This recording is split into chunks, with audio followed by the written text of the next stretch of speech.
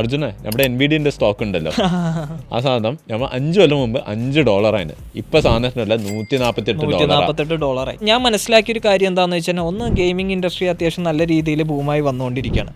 അടുത്ത കാര്യം എന്ന് പറയുന്നത് മെഷീൻ ലേണിംഗ്, അതായത് ആർട്ടിഫിഷ്യൽ ഇൻ്റലിജൻസ് എന്ന് പറയുന്നത് ഇപ്പോൾ സത്യം പറഞ്ഞു കഴിഞ്ഞാൽ വളരെ എക്സൈറ്റഡ് ആയിട്ടുള്ള ഒരു പൊസിഷനിൽ നിൽക്കുകയാണ്.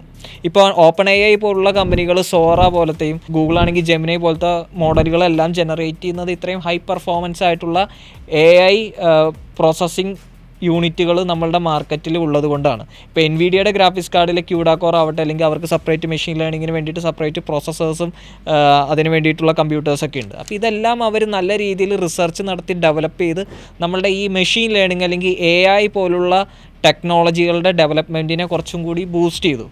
അപ്പോൾ അതിനെ സഹായിച്ച, കാരണം നെക്സ്റ്റ് ഇനിയുള്ള കാലഘട്ടത്തിൽ ഏറ്റവും കൂടുതൽ മനുഷ്യൻ്റെ ജീവിതത്തിനെ സഹായിക്കാൻ പോകുന്ന കുറച്ച് കാര്യങ്ങൾ മെയിനായിട്ടുള്ളൊരൊന്നാണ് മെഷീൻ ലേണിംഗ് അഥവാ ആർട്ടിഫിഷ്യൽ ഇൻ്റലിജൻസ്. അപ്പോൾ ഇതിനെ സഹായിക്കുന്ന ഏത് മേഖലയും ഇനിയുള്ള കാലത്ത് ബൂം ചെയ്യുന്നുള്ളത് 100% ഉറപ്പാണ്. അതിൻ്റെ ഏറ്റവും വലിയ ഉദാഹരണമാണ് NVIDIA സ്റ്റോക്ക് ഇത്രയും ഒരു ഹൈയിലേക്ക് എത്തിയത്.